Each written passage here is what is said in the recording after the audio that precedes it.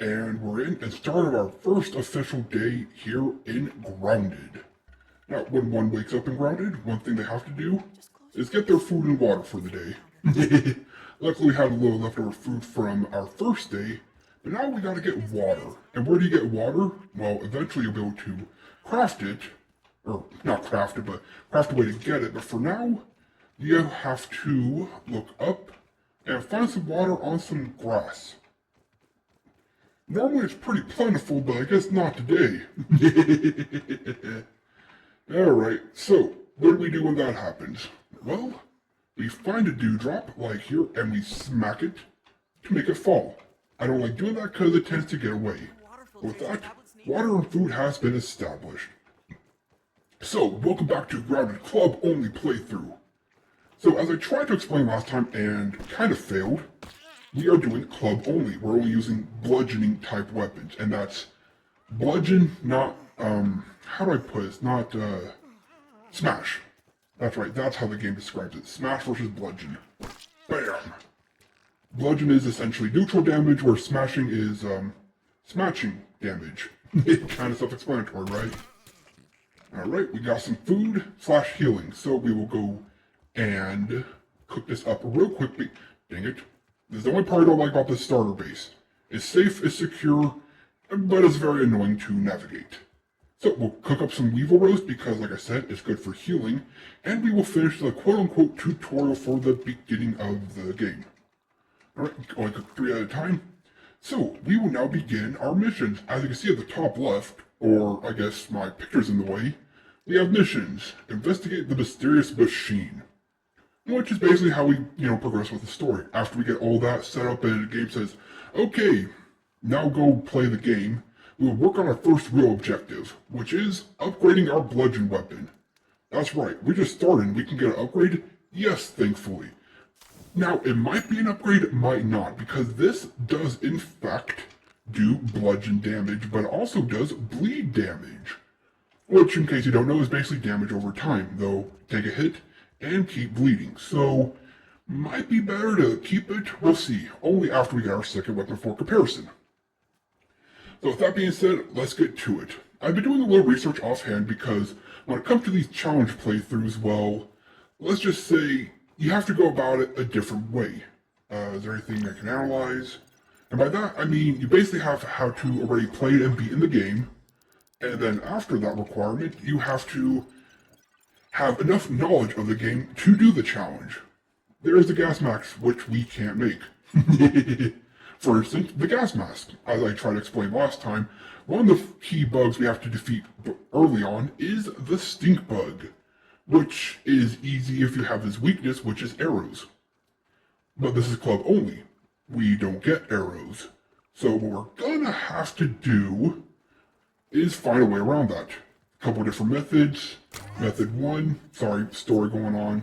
Story is we got shrunk, trying to unshrink. Nothing complicated.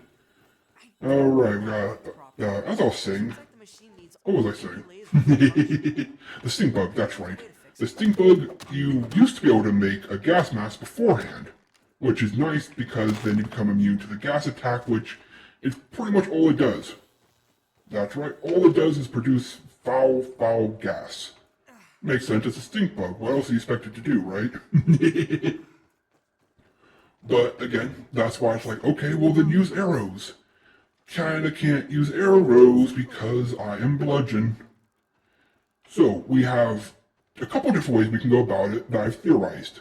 Way number 1 is we kind of trick it into finding a different bug. And hopefully it gets weak enough that we can go and, destroy it. And get the part we need. Careful. Our first enemy, these little mites. Now, normally this is a good part to get bludgeon practice. Or not bludgeon, parry practice, as you can parry them pretty easily. But as we are using bludgeon, or club weapons, or whatever you want to call it, the special mutation, which is like skills that we get from it, you can't parry. So there's no real point in getting good at parrying if we can't parry. Going forward, careful. And it's not like we don't have to, it's not like we have to avoid taking damage. It isn't some super hard mode where, we take one hit and die. Terraria. But we also don't want to take unnecessary damage because that puts wear and tear on, well, our armor. And although we can repair armor, it's best just to not worry about it at first. Alright, collect all this Might Fudge, charge up, and impact! Hit him. Now for the next part, we have to go into the cave. Luckily, it's a pretty safe cave. Smack. And unfortunately, my audio just cut out. You know, I spent some time off to check my systems, and this happens. Because of course it does. Why wouldn't it, right?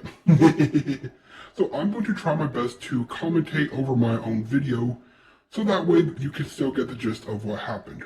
Right now, we are currently, if I recall correctly, we're going to go craft a torch now so we can continue with the opening sequence. And mostly, I'll explain how the challenge works, which I already did last week, but I guess now would be the perfect time to actually address it because, well, I got nothing else to say. Right past me? Yeah, that's what I thought. So the challenge is club only. This will lead to ups and downs, because clubs do neutral damage. I already explained this last week, I'm sorry. Which basically means they'll never be strong or weak to anything. Now, early on, we are going to try to get a nice variety of clubs, and by that I mean there's one more we're going to try to get. We will get to it next episode, because this episode was all about getting the pre-game finished.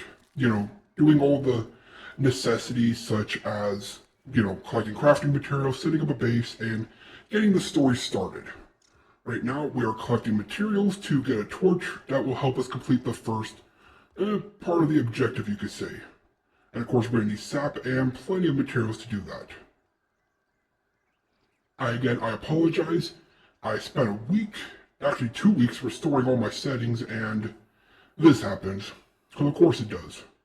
So right there, I believe I was explaining how parrying works, and that we will not be able to parry. So I will do that right now. So how parrying works is if you time a block with an attack, you will parry the attack. Pretty straightforward, but what's important in this game about parrying is not only does it completely negate damage and reset the attack of whoever's attacking you, be it a boss or a small little enemy, but it also adds to their stun gauge, which, as you can tell, means they're stunned, they can't act, which is good for two reasons. One, they can't attack, which means perfect time to heal up, or they're stunned, perfect time to get damage off. Right there, I just got all the materials for a torch, so we can move into the dark area, as well as fight our first hostile bug. After we get the rope, of course. And with that, boom, torch acquired. Now, the torch is an important tool, but it's unfortunate that you cannot carry a torch and a club at the same time. Kind of makes sense, don't get me wrong, but it is also very annoying. So, what do we do to remedy that? Well, you're about to watch, and it's not exactly the best remedy. Eventually we'll be able to get like a headlight and stuff like that, so don't worry. We're not going to be playing this game dark, and we're not going to be adjusting brightness settings. But as you're about to see, it's dark, so we pull out the torch, and we lose our weapon. But we find a mite, it's not going to attack us, so we just smack it back. And that's pretty much what we're going to do. That is, of course, until we get to here, where mites will attack us, but we don't know where they are, so we just kind of madly swing around in the dark, and hey, we killed them. Now, the reason why, if your cursor's on the enemy, it will show you their health. So it's pretty easy to say, okay, I can hit the enemy. As well as luckily, mites will leap at us, making it easier. And with that, we took some damage, and we're about to learn how to craft badges, because that was the first time we took damage. Or does that come later? I don't know. Again, I'm sorry. I work on my systems, and of course more errors are going to follow. Right there, I thought we had a hammer built, but we did not, so we'll have to come back to get. Although I believe the only thing in there is a scab, or scabby, whatever. So nothing really to worry about. But with that, we got the torch part taken care of, and we don't need it anymore. Which means we can progress with the story. Now, one thing I also did address, don't know if I already did or not, but mutations. Mutations are your skills of the game. Weapons, from weapon skills to environmental skills to just bonuses. For instance, hitting or defeating enough bugs with a club will unlock the Berserk skill, which, when you get hits with the Berserk skill and you're using a club weapon, you'll enter a Berserk state. Now, while in that Berserk state, you do bonus damage, but you can't perfect block. Alright, the cutscene showing this off. Sorry, 1 second. And it's about to activate, and we're about to win the game. Clearly, we are about to win the game. There's a bee frozen in place and everything to celebrate. Lasers go off, and yeah, there's a malfunction. But this is telling us to now go to the tree to continue with the story quest. And I remember I was talking about how wouldn't it be funny if there was like a 1 in 1,000 chance that actually worked. Like a super secret ending that you can't get. Oh well, now it's time to explore and get some landmarks under our belt. The first one being this punch box. Juice box, whatever you want to call it. Which I explained is important because the juice that it drops refill both food a little bit and mostly thirst. And thirst is kind of your big concern at the beginning. Food's easy to get, thirst not so much. But there is plenty of dewdrops around, so yeah. And of course, this is where I was talking about all the different hostile enemies we're going to encounter and all the neutral and everything in between. Right there is a place where you can get some bugs for making canteens, and there's the ladybug, a big boss creature we have to fight. And I'll explain how peeping works. We didn't go into that, but basically peeping is scan for anybody who's played RPGs. Let you know their strength, weaknesses, and stuff like that. They don't tell you everything, but they do tell you enough. And then I was explaining about gold cards, and maybe just, depending on how strong we ended up getting, we would go after some gold cards, make gold card farming. Probably not, because it would probably take a lot of time, and this is a challenge, not a playthrough. There's a big difference between the two, which I also explained, I think it was about now. Basically, challenges are, you have to have essentially beaten the game and understand enough of the game to do a challenge. For instance, I know weapons, armor, bosses, locations, skips, and things like that. Because I was explaining the stink bug, which I brought up last episode. That's a big hurdle for us, because we need a stink bug for both the gas mask and, I believe, the axe? It's either the tier 2 axe or the tier 2 hammer, which obviously need for getting better resources and materials. And you can't kill a stink bug, or you can't get a gas mask to help you kill the stink bug until you kill a stink bug. As I'll explain, that's where the challenge part comes in. Because normally you would just use arrows. Shoot at it and run away, shoot at it and run away. And it was actually weak to arrows, so it made sense. But we're using a club. So how do we get around that? Well, I'll explain. We have two options. Option A, or a few options. Option A, right now we got attacked by a strong enemy, an Orb Weaver Jr., and as you can see, they do damage and they take a lot. So this is the first real test of the Barbarian build. As see, big hit there, they are bleeding out, but we are low on health. Luckily, Weevil Roast does replenish health along with food. It was a great source of healing at the beginning of the game. As you can see, we get a stun off, but we ran out of stamina, and they died to bleed. Hooray, because we got some webbing. And of course, defeated bugs, you can still peep. So, back to what I was saying about stink bugs. Option A, we get to fight another bug, hope either the other bug is able to defeat it, or get it weak enough for us to get the kill. Option B, there's an accessory in the game which reduces gas and toxic damage, which we might have to get because we can't get a gas mask. Luckily, it's easy to get. It's in the lake. There's nothing required for the lake. Downside of the lake is we can't use weapons to kill the creatures in the lake to get their parts for making aquatic items, because you can only use spears and daggers in the water. And we'll figure out how to get to that if it comes down to that. Now, of course, we do have secret option number C. Yes, I just said number C. Which is, I believe, in the hedge lab area, there are spider cocoons, treasure chests, whatever you call them, and they can contain bug parts of some stronger bugs. And this is where we meet Burgle, but not yet. I want the raw science, and I explain how raw science is currency. So when it comes down to the sting bug, yeah, we have options, and that's kind of the fun of a challenge. Otherwise, we just get some arrows and defeat it. Now we talk to Burgle, good old Burgle, our expositionist. Don't know if that's a word or not, I'm gonna go with it. He's also our NPC, our guide, our shop, our quest giver. He's kind of everything.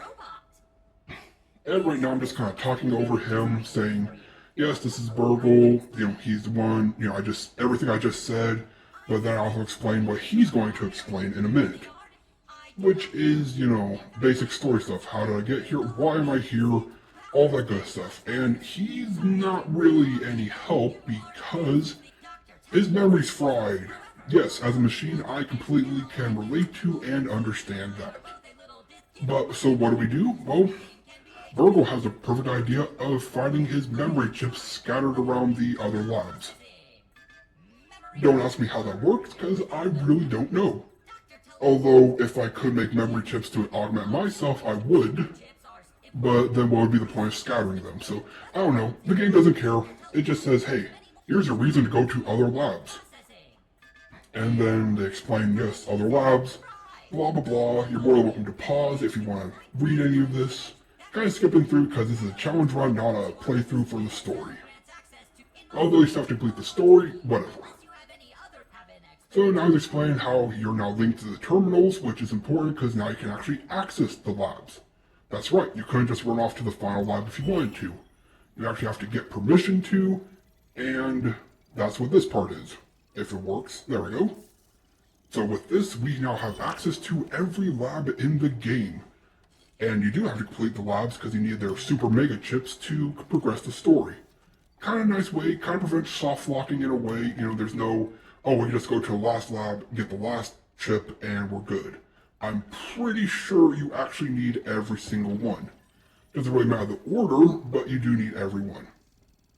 Alright, we come over here because there's some raw science, which I was explaining is currency for buying upgrades and foundation and stuff like that. We'll get to in a second. But it also is important because right over here there's a little bit of lore, but more importantly, there's a Mega Milk Molar, which is how you augment your stats, increasing health, increasing stamina, and stuff like that. And I'll explain why I can't wait to get my hand on those, because doing a specialized playthrough, we can obviously limit our Mega Molar use. What I mean by that? Well, in a general playthrough, you have arrows, and carrying capacity, and health, and stamina, and all these different things. Both us doing exclusively club only, it leads us to be a little bit creative. For instance, we might go nothing but health and stamina over, getting a variety of things. Who knows? We'll have to wait when that time comes. And here I'll explain the system. We have the science shop for buying things, smithing station, cooking book, a lot of building options, and even a mutation. The meat shield grants us bonus health, so might be good to get early on. But as you can see, we don't have enough currency. And so I explained that the quest system right here, which has been revamped since I last used it, is a nice way to get currency. Because obviously, there's only so much currency placed around and so many events that give you currency. So it's kind of nice having the system in place. But I was also explaining we're not going to be touching this right now, mainly because of one thing. We have to upgrade our system. In fact, that's what I was explaining right now, about how we need money for all this stuff, probably get these cooking and smithing stations soon. We're mostly going to focus on the meat shield, and blah blah blah, basically get our stuff, but now, I'll also explain we're skipping the scab scanner because we don't need that. But with all that being said, we can now officially begin the game. Smack Burgle for luck, and we're off.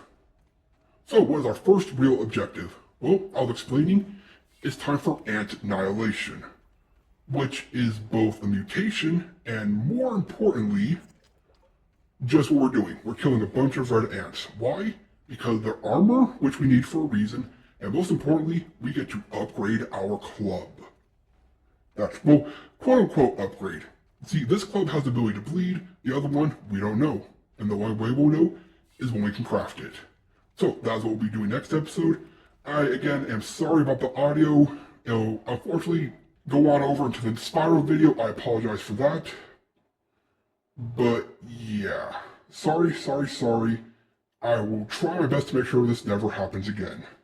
Well, that was a lot of fun, and I hope you enjoyed it as much as I enjoyed playing. And if you did, please consider hitting the like button and impacting the subscribe button. It'll help out in the long run. With all that being said, this has been The Mechanist, logging off. Until next time.